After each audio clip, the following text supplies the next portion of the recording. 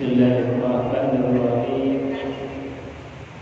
Assalamualaikum warahmatullahi wabarakatuh. Bismillah, innal hamdalillah nahmaduhu wa nasta'inuhu wa nastaghfiruh wa na'udzu billahi min shururi anfusina wa sayyiati a'malina. Man yahdihillahu fala mudilla lahu wa man yudlil fala hadiya lahu. Asyhadu an la ilaha illallah wa asyhadu anna Muhammadan abduhu wa rasuluh. Allahumma shalli wa sallim ala sayyidina Muhammadin wa ala alihi wa sahbihi ajma'in. Rabbi israh li sadri wa yassir li amri wa hlul 'uqdatam min lisani yafqahu qawli. Qala Allah Ta'ala fi kitabil karim wa huwa asdaqul qailin. A'udzu billahi as-sami'il 'alim minasy syaithanir rajim. Bismillahirrahmanirrahim. Ya ayyuhalladzina amanu taqullaha haqqa tuqatih wa la tamutunna illa wa antum muslimun. Shadaqallahul 'azim wa shadaqa rasuluhul karim. Wa nahnu ala dzalika minasyahidin walhamdulillahi rabbil alamin. Ibu-ibu jemaah yang dimuliakan Allah, setuju sehat Bu? Alhamdulillahi rabbil alamin. Kita diberikan nikmat yang tiada tara, sehat walafiat, diberikan oleh Allah nikmat sempat, dan yang tidak kalah pentingnya nikmat terbesar yang Allah berikan kepada kita adalah nikmat iman, nikmat Islam yang masih terpatri di dalam hati sanubari kita. Maka tidak ada kalimat yang layak untuk kita ucapkan kecuali kalimat alhamdulillahirabbil alamin.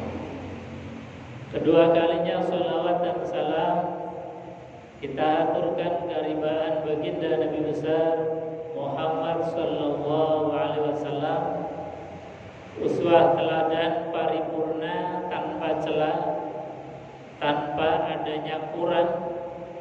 Makanya pantas Allah kemudian mengapresiasi Rasulullah sallallahu alaihi wasallam, bahkan dicatat di dalam tinta emas Al-Qur'an yang tidak lekang dimakan zaman, yang tidak luntur dimakan waktu. Itulah Rasulullah, disampaikan oleh Allah, laqad kana lakum fi rasulillahi uswatun hasanah. Sungguh benar-benar ada dalam diri pribadi Rasulullah adalah suri tauladan, contoh yang baik bagi kita. Maka siapapun yang mencontoh beliau, baik yang kecil-kecil maupun yang besar, yang menurut kita itu remeh maupun yang dalam hal masalah ibadah, siapa yang meniru beliau Rasulullah pasti akan ikut mulia sebagaimana mulianya beliau Rasulullah sallallahu alaihi wasallam. Maka menjadi tugas kita adalah belajar mengenal secara detail Kanjeng Nabi Muhammad. Dari mulai bangun tidur apa yang dilakukan oleh beliau, sampai siang hari, sore hari, malam hari, sampai beliau kemudian beranjak menuju ke tempat tidur. Bahkan tidur itu sendiri pun kalau kita nyontoh ittiba'i Rasul, maka insyaallah kita termasuk orang-orang yang mulia dalam pandangan Allah. Amin Allahumma amin ya rabbal alamin. Ibu-ibu jemaah yang dimuliakan Allah. Nah, termasuk tema sore hari ini adalah takut dan berharap hanya kepada Allah. Ini juga tidak lain dan tidak bukan ukuran dan contohnya adalah beliau Rasulullah sallallahu alaihi wasallam.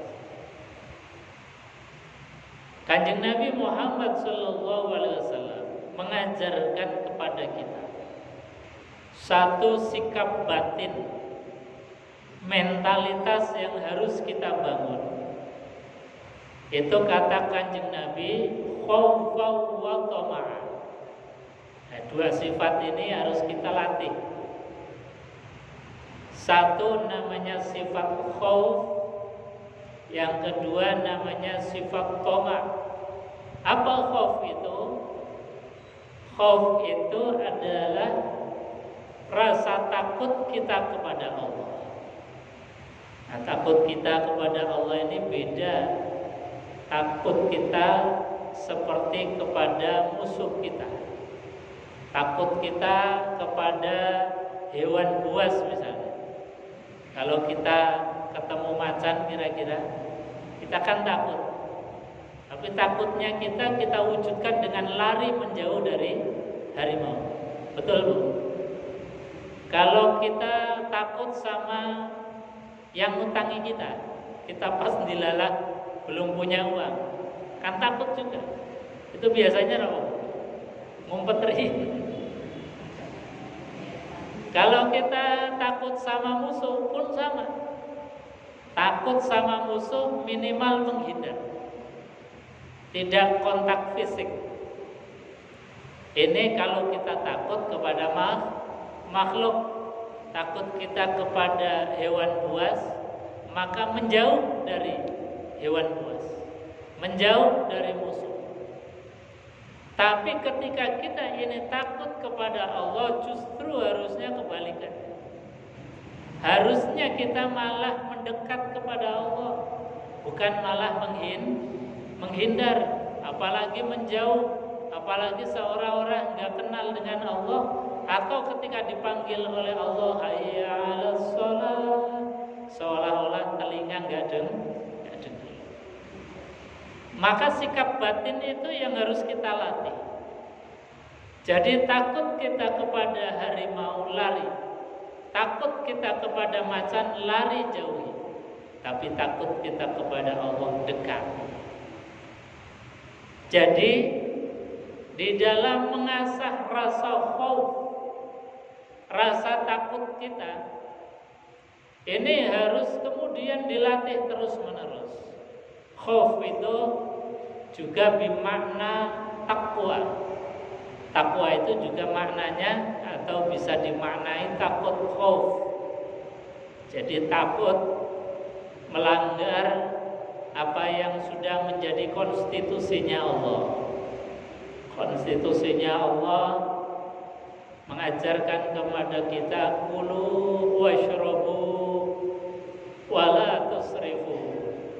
Kulu halalan thayyiban. Kata Allah, makanlah yang halal dan thayyib. Ini kan konstitusi Allah. Maka ketika kita mau nyicipi perkara yang haram, apalagi sampai makan, harusnya ada perasaan khaufan, ada perasaan takut. Allah memerintahkan kulu washrabu wala tusrifu, makan dan minum tapi jangan berlebihan. Maka kalau kita nyontoh Kanjeng Nabi itu makan ketika lapar dan berhenti makan sebelum kenyang. Nah, kalau kita kan beda. Sebelum lapar sudah makan, ngemilet terusan. Bahkan setelah kenyang pun masih nambah. Jadi kalau belum gelegean itu belum berhenti. Nah, ini kita, maka dilatih. Yang kita katanya anut Kanjeng Nabi, yang katanya kita mau ngikuti Kanjeng Nabi, maka ikutilah Kanjeng Nabi itu yang detail-detail. Seperti tadi, Kanjeng Nabi mengatakan saya ini adalah qaumun yang tidak makan kecuali sudah ada alarm lapar dan berhenti sebelum kenyang. Dan ini ternyata dalam aplikasi kehidupan kita itu luar biasa dampaknya. Akan akan terjaga kesehatan kita, baik kesehatan zahir maupun kesehatan batin. Kesehatan zahir, kalau kita dengarkan dari pakar-pakar kesehatan, orang yang bisa memanage asupan yang masuk ke dalam kerongkongan dengan niru Kanjeng Nabi, insya Allah banyak sehatnya dibandingkan dengan sakitnya. Saya bilang banyak sehatnya. Supaya apa? Supaya ya kalau suatu saat ditakdir sakit ya alhamdulillah. Jadi doanya kita jangan minta sehat terus. Mintanya sehatnya yang banyak. Sebab kalau sehat terus khawatirnya ini dipadaki karo Fir'aun. Fir'aun itu kan nggak pernah sakit. Hatta pilek, hatta panas, demam nggak pernah. Pengen nggak, Bu? Pengen nggak pernah sakit? Nanti kayak Fir'aun. Makanya doanya kita adalah banyak sehatnya. Kalau ditakdir sakit, ya tetap alhamdulillah. Karena sakit itu juga ada fadilah, keutamaan. Satu, irfa'ud darajat, diangkat derajatnya oleh Allah. Jadi derajatnya oleh Allah gara-gara sakit, digugurkan dosanya, ditutupi kesalahannya, itu barokahnya sakit. Sehingga jangan pernah kita suudzon sama Allah. Juga menutup kafarat dosa kesalahan kita. Makanya Kanjeng Nabi Muhammad SAW pun ditakdir oleh Allah di akhir hayat beliau itu juga sempat sakit, yang menjadi wasilah sebab beliau itu kemudian meninggal dunia. Jadi kalau kita doa jangan minta sehat terus, tapi ya Allah mudah-mudahan sehatnya lebih banyak daripada sakitnya. Ya sakit nggak apa-apa, lumrahe wong urip ya sakit. Rezekinya dibagi-bagi, ada rezekinya dokter, ada rezekinya apoteker, jadi dibagi. Nah, kalau orang ini menjaga asupan makanan yang masuk ke dalam mulut dan kerongkongan kita, insya Allah banyak sehatnya. Ini secara zahir. Secara batinnya pun pasti akan demikian. Orang yang bisa mengelola, memanage apa yang masuk ke dalam kerongkongan dan mulut kita, itu pasti akan gampang dan rasanya ringan untuk ibadah. Rasanya ringan untuk ibadah. Coba bandingkan pas Ramadan sama di luar Ramadan. Ramadan kan dalam keadaan kita itu lapar, tidak makan, dibandingkan dengan ketika kita di luar Ramadan. Ibadahnya sregep pun itu.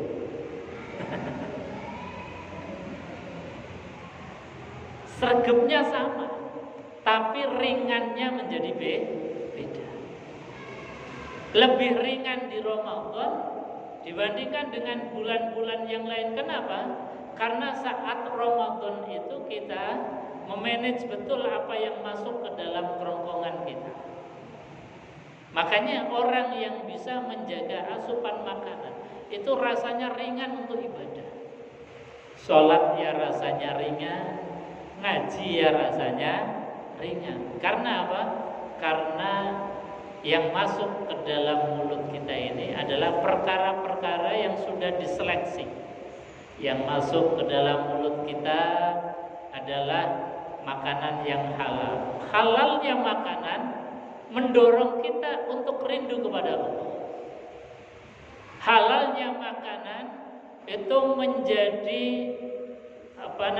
mesin pendorong, menjadi BBM-nya kita untuk senantiasa mudah ketika Allah Subhanahu wa taala memanggil kita.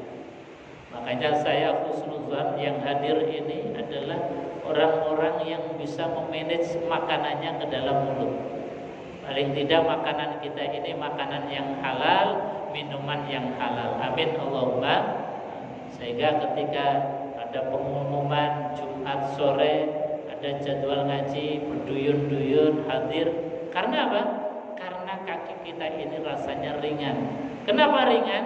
Karena yang masuk ke dalam mulut kita adalah perkara-perkara yang halal.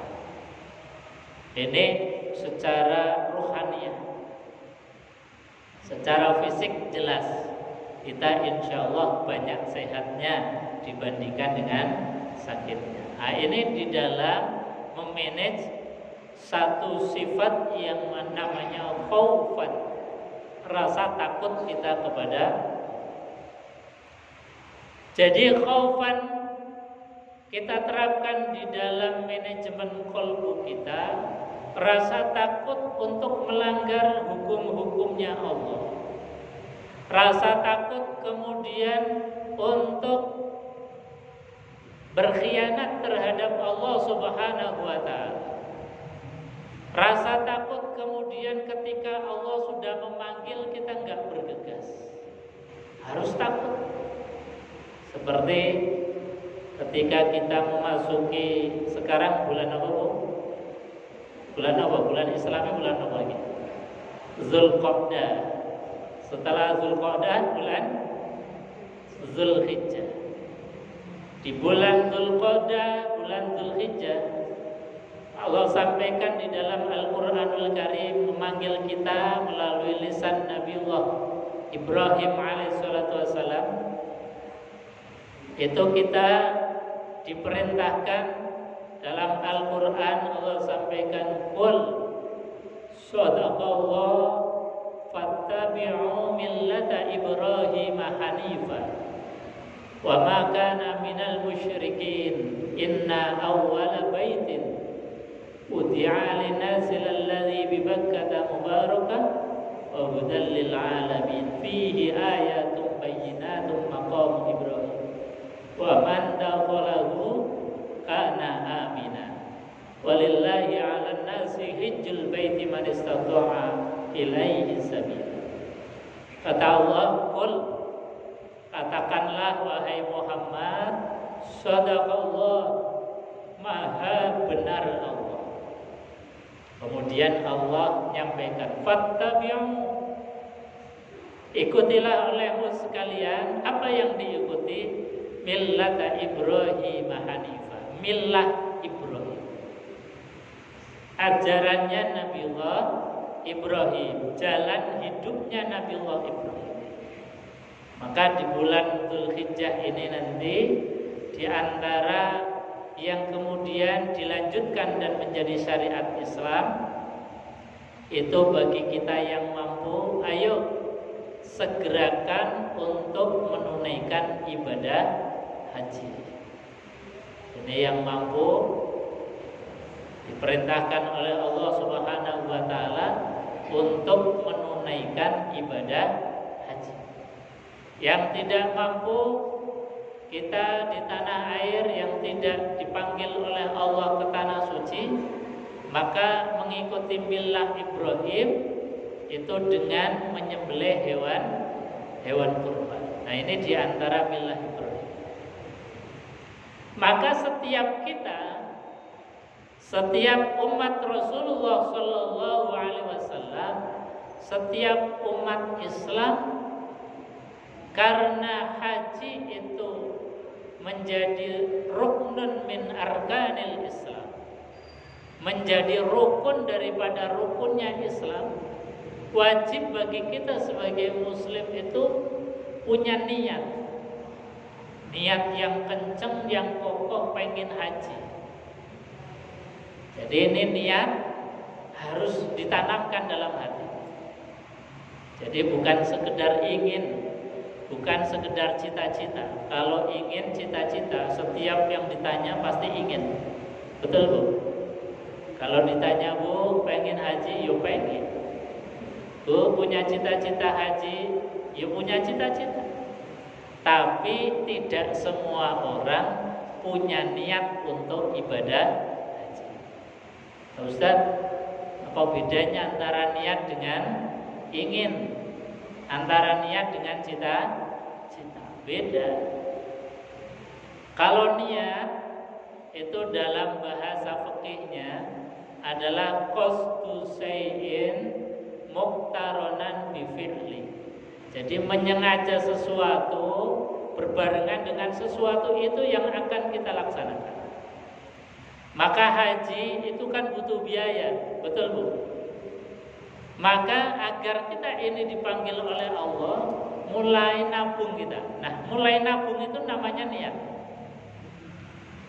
Jadi seperti kita mau sholat, itu yang namanya niat itu qasdu syai'in muqtaronan bi fi'li. Ketika kita sudah berada di tempat, menghadap ke arah kiblat, tangannya sudah diangkat, baru mengucapkan takbir dalam hatinya, niat sholat maghrib 3 rakaat. Nah, itu namanya niat. Bukan kemudian niatnya dari rumah, kemudian setelah di sini tinggal takbir. Itu namanya azam atau cita-cita. Nah, sama dengan haji itu, ketika kita sudah mengumpulkan uang, nabunglah buat celengan, ditulisi celengan tabungan haji. Itu sudah namanya niat. Meskipun nuwun sewu, barangkali secara matematik itu tabungan kita nggak akan sampai untuk bayar ONH. Barangkali secara matematik umur kita nggak nyampe ke sana. Karena kalau kita daftar sekarang 35 tahun baru berangkat. Secara matematik ekonomi barangkali belum nyampe, secara matematik umur nggak sampai, tapi niat harus kita tanamkan. Kenapa? Karena Kanjeng Nabi Muhammad SAW dawuh, an-niyat nisful amal. Niat itu sudah separuh amal sendiri. Kan eman-eman kalau kita enggak niat. Maknanya apa ya? Sudah nabung dulu. Meskipun nabung enggak seberapa, pokoknya ada tabungan, ditulisi tabungan haji. Buka rekening haji. Meskipun matematikanya enggak nyampe, biarkanlah Allah yang memberikan pahala untuk kita. Ketika kita sudah niat, sudah melaksanakan satu jalan untuk ke sana, meskipun ditakdir kita dipanggil oleh Allah sebelum ke sana, insya Allah mendapatkan satu fadilah keutamaan haji. Amin Allahumma amin. Tapi syaratnya tadi niat. Niat beda dengan ingin. Niat beda dengan cita-cita. Niat itu harus berbarengan dengan apa yang harus kita lakukan. Maka ini menjadi penting. Kenapa? Karena tadi haji adalah ruknun min arkanil Islam. Rukun daripada rukun Islam. Rukun Islam pinten-pinten Bu? Halo? Ada berapa? 5. Pertama, syahadat. Kedua, sholat. 3, zakat. 4, puasa. 5, haji. Karena haji ini adalah ruknun min arkanil Islam, maka kita harus punya cita-cita kuat untuk kesana. Nah, ini dalam rangka tadi mengikuti millah Ibrahim, mengikuti ajarannya Nabiullah Ibrahim. Yang kedua, kenapa kita harus punya cita-cita ke sana? Karena dalam ayat masalah haji ini diakhiri dengan kalimat sing rada nyamari. Kalimat medeni.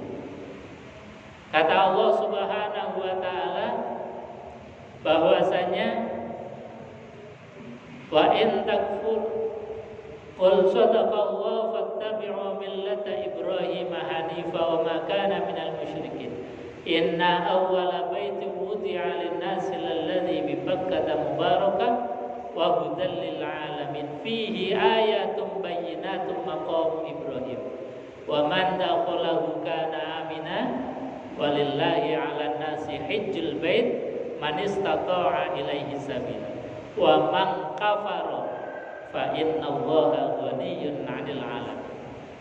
Jadi akhir ayat yang berkaitan dengan perintah haji ini rotu-rotunya mari medeni. Kalau kita tahu maknanya itu mungkin gak bisa tidur kita. Kata Allah, wa man kafaro, barang siapa yang kafir. Kafir itu maknanya adalah orang yang nolak syariat haji. Ini yang pertama. Yang kedua, makna kafaro adalah orang yang diberikan rizki lebih, janjane yang dikon untuk bayar OINH mampu, tapi kok diundur-undur. Ini khawatirnya masuk dalam kategori wa man kafaro. Kafar di sini maknanya adalah mengkufurin nikmat, atau yang sering kita dengar, sering kita ucapkan adalah kufur nikmat. Kufur nikmat itu maknanya apa? Dikasih rizki oleh Allah, dikasih harta oleh Allah, dikon untuk menjadi tamunya Allah, nggak mau. Dipanggil oleh Allah Subhanahu wa taala mendel mawon. Diberikan undangan oleh Allah, nggak datang. Ini khawatirnya masuk dalam kategori wa man kafar. Barang siapa yang kafir. Kafir secara hakiki adalah menolak syariat haji, atau kafir dalam makna yang lebih ringan adalah ketika diberikan oleh Allah harta, nggak cepat-cepat untuk menunaikan panggilan Allah melaksanakan ibadah haji. Artinya apa? Ya kita kalau diberikan kemampuan oleh Allah, ndang cepat-cepat. Minimal tadi, ya Allah, saya niat untuk ke sana, tak nyelengi dulu. Mudah-mudahan nggak termasuk orang-orang yang tadi. Sebab apa? Di akhir ayat ini tadi, kalau kita tahu maknanya itu, mungkin kita nggak bisa tidur. Sebab apa? Kalimatnya Gusti Allah ancamannya luar biasa. Bahkan Al-Imam Syafi'i itu di dalam memberikan pandangan hukum atau nasihat hukum, beliau sampai-sampai andai kata kita kok punya harta berupa rumah, itu saja kalau menurut beliau itu dan didol dan pergi haji. Ini ekstrimnya pendapat hukum Imam Syafi'i, saking pentingnya. Nah kalau kita nggak usah sampai gitu, yang penting nabung dulu lah. Jadi tanamkan niat dibuktikan dengan kita nabung. Masalah nanti kita berangkat ke sana, ya alhamdulillah. Kalau lebih duluan malaikat Israel yang memanggil kita, ya berarti kita sudah ada niat. Dan kata Kanjeng Nabi, an-niyat nisful amal. Niat itu sudah separuh dari amal kita. Hadirin jamaah, ibu-ibu yang dimuliakan Allah, ini namanya khaufau. Jadi rasa harap cemas, rasa takut kita kepada Allah Subhanahu wa ta'ala. Maka harapan kita di dalam menunaikan rukun Islam yang kelima ini, kan kalau kita ditanya ketika kita berdoa haji supaya menjadi haji yang mabrur, menjadi hajah yang mabrur. Ketika ada tamu, doakan yang sama, semoga menjadi haji hajah mabrur. Lah apa itu mabrur dan mabrur? Kanjeng Nabi Muhammad sallallahu alaihi wasallam itu ketika ditanya, man hajjul mabrur ya Rasulullah, siapa sih sebetulnya yang dimaksud atau yang mendapatkan kemabruran haji? Kanjeng Nabi ini menjawab luar biasa. Jawabannya Kanjeng Nabi ini rasanya kemudian melegakan kita semua, baik yang sudah pernah ke sana, yang mau ke sana, maupun yang belum ke sana. Itu rasanya punya kesempatan yang sama. Tapi kalau Kanjeng Nabi mengatakan bahwa haji mabrur itu yang sudah pernah ke Mekah, sudah pernah wukuf di Arafah, yang sudah pernah tawaf di Ka'bah, yang sudah pernah sa'i di Mas'ah, kita yang mungkin ditakdir belum ke sana kan rasanya kecil hati. Rasanya kemudian Mary kok yang ke sana saja yang diberikan kemakbulan haji. Makanya Kanjeng Nabi itu jawabnya itu dengan jawaban yang luar biasa yang kita semua ini pasti akan happy. Apa jawaban Rasulullah? Haji mabrur itu satu man afsus salam, orang yang menebarkan salam. Jadi ketika kita ketemu dengan siapapun, berikan salam. Ketemu dengan orang yang kita kenal, salam. Yang enggak kita kenal juga mengucapkan salam. Jadi bahasanya Kanjeng Nabi, afsus salam, tebarkan salam ke Nabi.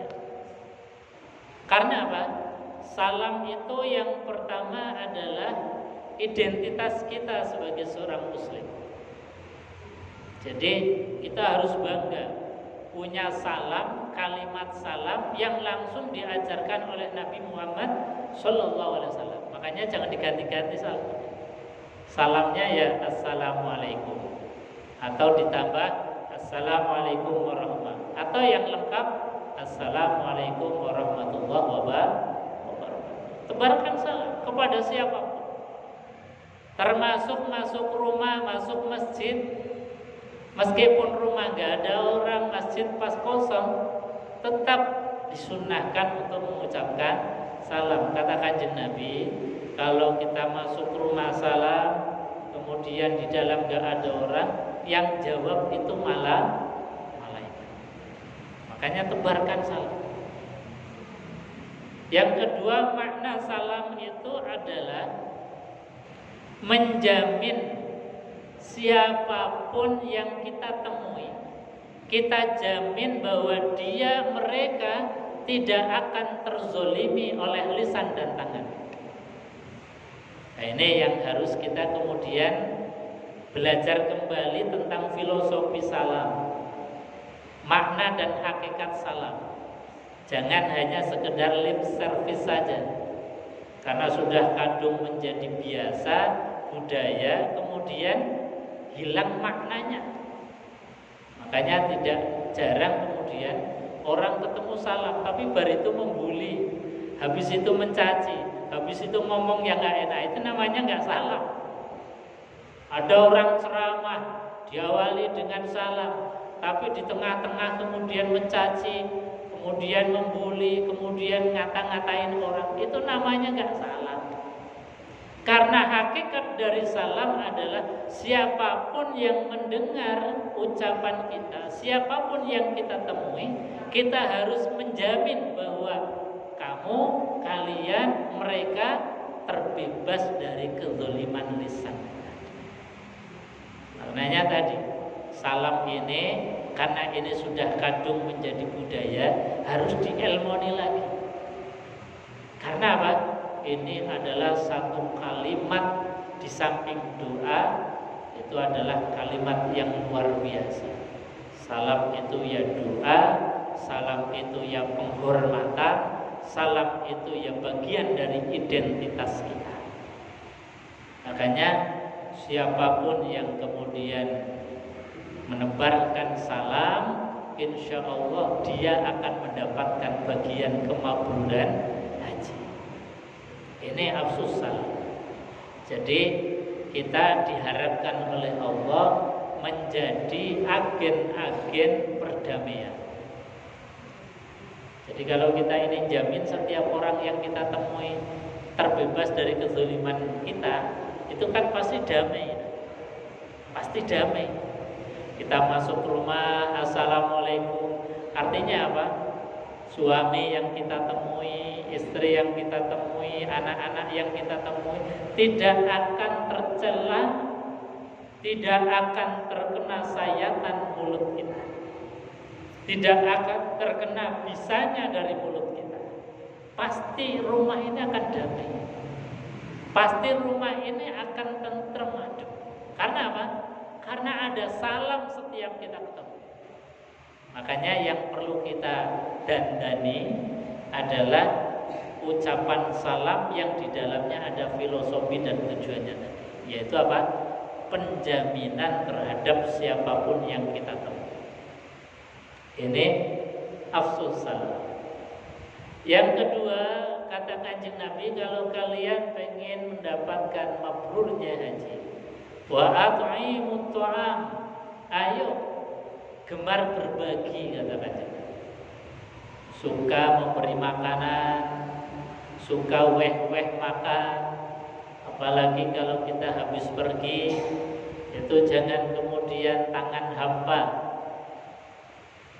Jangan kemudian tidak ada oleh-oleh, minimal untuk yang bukakan pintu. Karena dengan kita bawa oleh-oleh, yang buka pintu yang asalnya merengut jadi sumringah. Tapi kalau kita habis pergi jauh, gak dapat apa-apa, sudah pulangnya tengah malam, buka pintu kan ya sudah aras-arasan, gak bawa apa-apa. Nah itu, syukur-syukur bisa kemudian diberikan kepada saudara tetangga, itu luar biasa. Makanya Kanjeng Nabi itu di dalam masalah makan itu beliau selalu mendorong terus, ayo berbagi makan. Sampai-sampai dalam sebuah hadis, yang hadis ini populer, ibu-ibu kalau masak, yang masaknya sedap, bahkan kemudian baunya tercium sampai tetangga, itu kan etika yang diajarkan oleh Kanjeng Nabi, apa Bu? Nganteri tetangga masakan yang kita buat. Itu sampai begitu Kanjeng Nabi Muhammad Sallallahu Alaihi Wasallam. Makanya kita kalau buat dapur, dapurnya yang rapat biar tetangga enggak kebau. Jadi sampai sebegitu. Kenapa Kanjeng Nabi itu kemudian mempus, kemudian menekankan agar kita ini suka berbagi makanan. Karena memang kalau masalah makan minum itu problem, itu pasti masalah. Kalau dalam keluarga untuk makan minum saja susah, itu pasti menjadi problem, masalah. Kalau dalam masyarakat ini dalam makan minum tidak tercukupi, maka pasti akan terjadi chaos. Kalau dalam suatu wilayah negara warganya untuk makan saja susah, maka pasti negara ini akan mudah untuk hancur. Kenapa? Karena kebutuhan dasar ini tidak tercukupi. Ini teorinya Kanjeng Nabi, teorinya Quran. Tapi teorinya Kanjeng Nabi, teorinya Quran ini justru dalam era modern ini yang menemukan teori ini orang Barat. Namanya Abraham Maslow.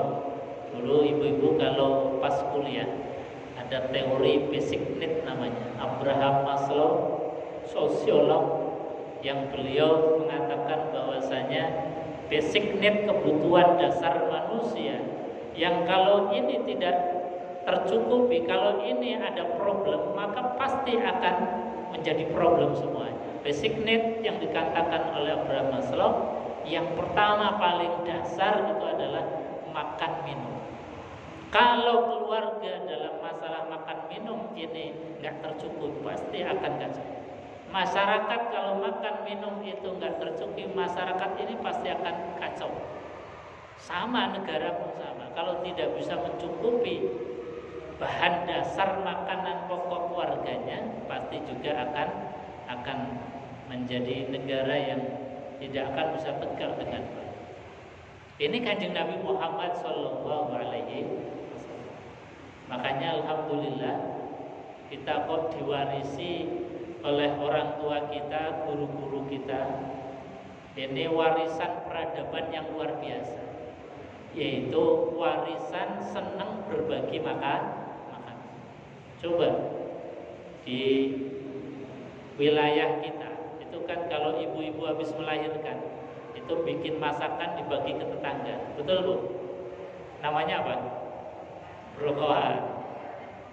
Nanti 7 hari atau 40 hari bagi makanan lagi, akehan.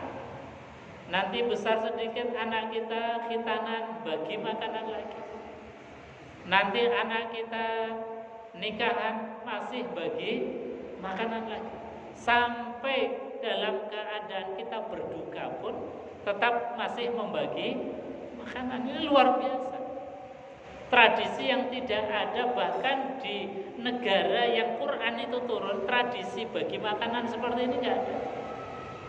Padahal ini adalah tradisi Quran, tradisi hadis Rasulullah Shallallahu Alaihi Wasallam. Maka kita di dalam menanamkan rasa khaufan, rasa takut kepada Allah, maka harusnya tadi yang kita lakukan justru harusnya mendekat kepada Allah. Ketika kita takut kepada Allah, harusnya lebih rumat daripada makhluknya Allah. Kalau kita takut kepada Allah Subhanahu wa taala, harusnya kita tidak berjarak dengan Allah Subhanahu wa taala. Nah, ini namanya sifat khauf, sifat takut. Jadi kalau kita pengen mabrur, satu adalah afsus salam, tebarkan salam. Yang kedua adalah wa it'amut ta'am, mari berbagi makan. Yang ketiga, kata Kanjeng Nabi Muhammad sallallahu alaihi wasallam, adalah wasilul arham, sambung tali silaturahim. Karena ini juga menjadi pilar peradaban. Lebih-lebih kepada saudara kita, kakak adiknya kita, lebih-lebih lagi kepada orang tua kita. Baik yang sudah meninggal dunia maupun yang masih ada. Orang tua yang masih ada harus kita sambung terus silaturahimnya. Kalau tidak berjumpa, ya kalau zaman sekarang banyak cara. Ada video call dan lain sebagainya. Yang lebih lagi penting adalah video call hati kita melalui doa di setiap ba'da sholat. Itu luar biasa. Apalagi kalau orang tua sudah tidak ada, meninggal dunia. Makanya Kanjeng Nabi Muhammad SAW itu ngasih motivasi yang luar biasa. Kanjeng Nabi mengatakan abarrul bir ayasilar rajulu wuddabi, sebaik-baiknya kebaikan. Coba kalimatnya Kanjeng Nabi luar biasa. Diksi pilihan katanya saja sangat presisi, sangat mencerminkan kondisi kita. Kondisi kita kan kadang-kadang kalau orang tua sudah meninggal dunia, seolah-olah sudah jauh dari temannya orang tua, seolah-olah sudah jauh dari tetangganya orang tua, seolah-olah sudah kemudian mulai berjarak dengan saudaranya orang tua. Makanya Kanjeng Nabi di dalam membuat statement kalimat itu dengan kalimat yang mencerminkan kondisi kita. Kata Kanjeng Nabi abarrul bir, sebaik-baiknya kebaikan. Para ulama di dalam menafsirkan abarrul bir ini, beliau mengatakan bahwasanya karena kebaikan ini sering dilupakan kita. Makanya Kanjeng Nabi memotivasi terus. Apa itu sebaik-baiknya kebaikan? Ayyasilar rajulu wuddabi, seorang yang mau menyambung tali silaturahim dengan saudaranya bapak, tetangganya bapak, teman-temannya bapak, saudaranya ibu, tetangganya ibu, teman-temannya ibu. Kalau kita mengunjungi mereka, itu pasti yang dibicarakan adalah kebaikan orang tua kita. Makanya Kanjeng Nabi mengatakan siapa yang mengunjungi tetangganya orang tua, saudaranya orang tua, temannya orang tua, itu sama dengan kita mengunjungi orang tua ketika masih hidup.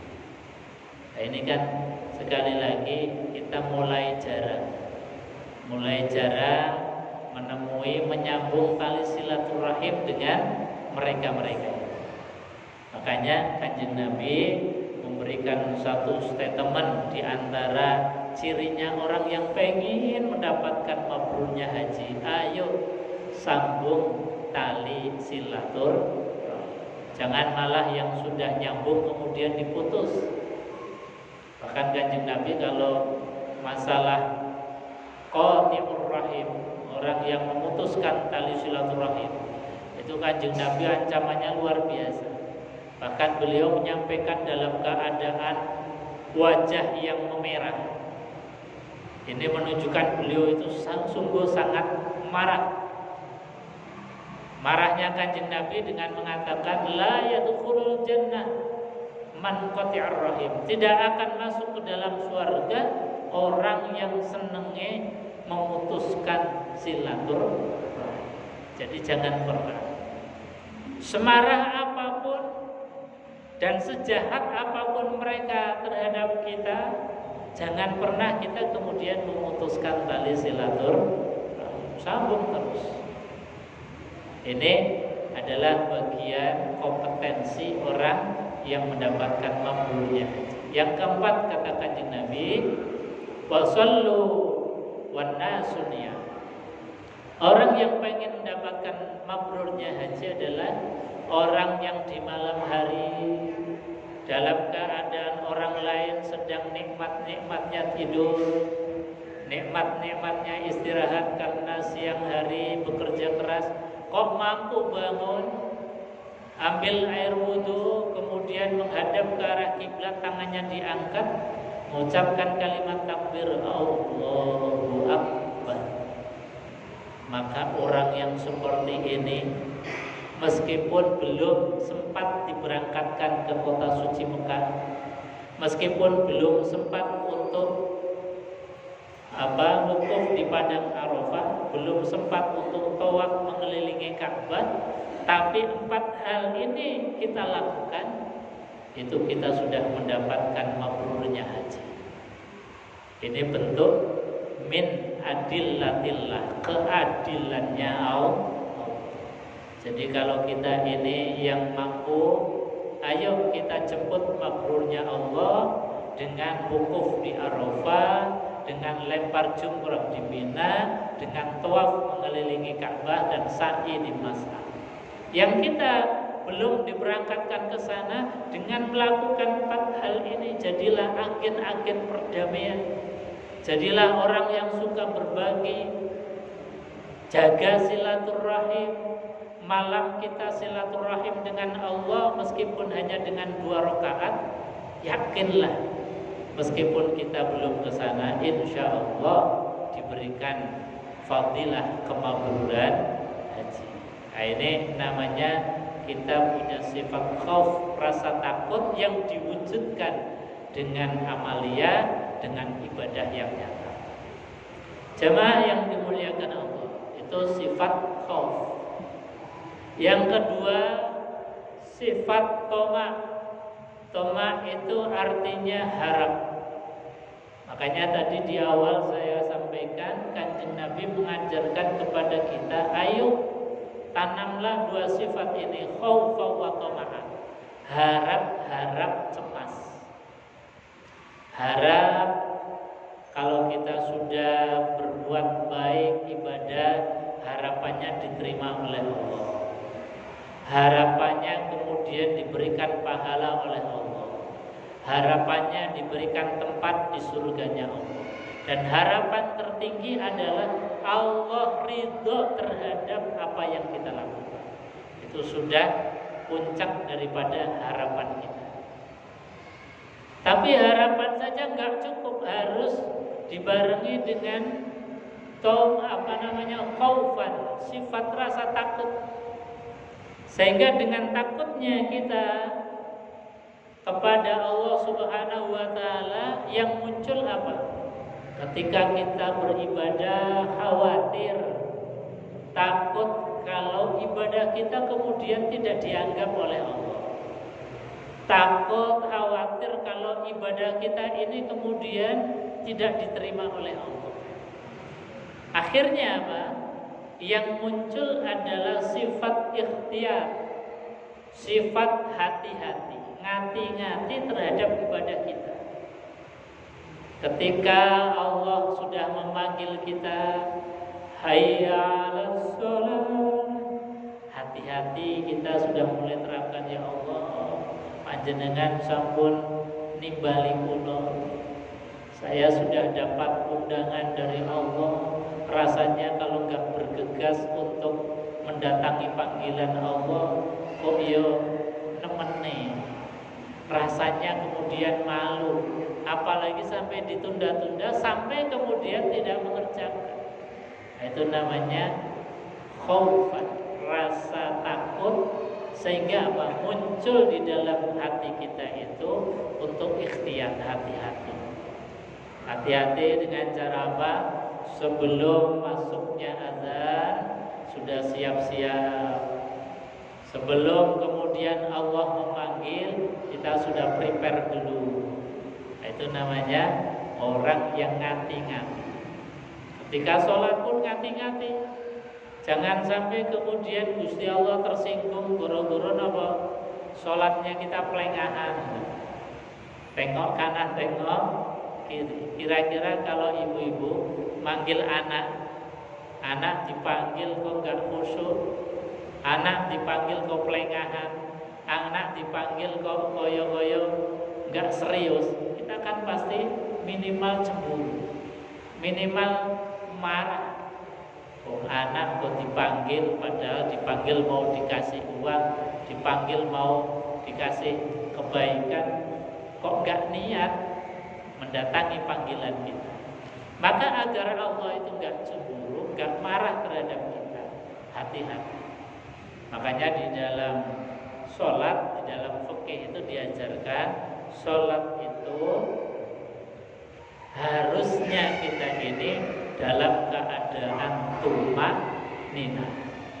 Nah, tumak ninahnya ibadah itu ya tadi, sholat tumak ninah, boten pelengahan, syukur. Kalau kita wajahnya, badannya sudah tenang, harusnya kita juga melatih hati kita untuk tenang. Kita insya Allah khusyuk dalam sholat secara zahir sudah, tapi khusyuk secara batin dan hati, ini yang butuh latihan terus menerus. Latihan terus menerus. Kadang-kadang kita lagi latihan sholat khusyuk, wajah sudah bancelem menghadap ke arah kiblat, ke tempat sujud. Tahu-tahu hujan, hatinya sudah mulai mikir. Itu jemuran, gak ada yang angkat, ini repot. Ini namanya pelengahan hati. Pelengahan hati. Itu dapur tadi kompor kok belum tak matiin ya, jangan-jangan nanti. Nah, ini namanya pelengahan hati. Meskipun itu tidak disyaratkan di dalam fikihnya, tapi di dalam ilmu tasawuf itu menjadi penting, bahkan sangat penting agar Allah itu nggak cemburu. Ya latihan tadi. Makanya para ulama, guru-guru kita mengajarkan bahwa ketika kita mau sholat, selesaikan dulu perkara-perkara yang bisa mengganggu. Misalnya dalam hadis Rasulullah SAW, makanan sudah cemepak, sudah siap, maka Kanjeng Nabi udah makan dulu. Ben boten mikir masalah makan. Sebab nanti kalau sholat dulu, wah itu lejen. Obar aku rampung sholat, makanan wis bar entek kabeh. Makanya kata Kanjeng Nabi, urusan dunia selesaikan agar kita bisa khusyuk di dalam sholat. Ya khusyuk zahirnya, khusyuk batin. Ya syukur panjenengan milih sholat dulu, tapi nggak usah mikir kemudian makan nanti habis atau enggak. Nggak apa-apa kalau milih sholat dulu. Kanjeng Nabi berstatement, pilihlah sholat dulu, pilihlah makan dulu. Karena kebanyakan kita itu hatinya seringkali masih terpengaruh masalah dunia. Makanya kalau kita sholat, urusan dapur selesaikan dulu. Kalau misalnya mau sholat, misalnya hal-hal yang mengganggu kompor, matikan dulu. Kalau kira-kira mendung, ya jemuran diangkat dulu. Agar apa? ketika kita dalam keadaan sholat sudah tidak mikir dunia yang mengganggu aktivitas hubungan kita dengan Allah Subhanahu wa Ta'ala. Nah, ini namanya kita melatih dan menanamkan diri sifat khaufan wa tama', sifat harap-harap cemas. Dan ini sifat yang sangat bagus di dalam melatih hati agar betul-betul kita takut hanya kepada Allah, kita berharap hanya kepada Allah Subhanahu wa Ta'ala. Ibu-ibu jamaah yang dimuliakan Allah, saya kira itu untuk kajian pada sore hari ini. Mudah-mudahan ada manfaatnya. Sebelum ditutup, mungkin sebagai penyempurna dari majelis taklim ini, barangkali ada yang mau ditambahkan atau ditanyakan, monggo silakan.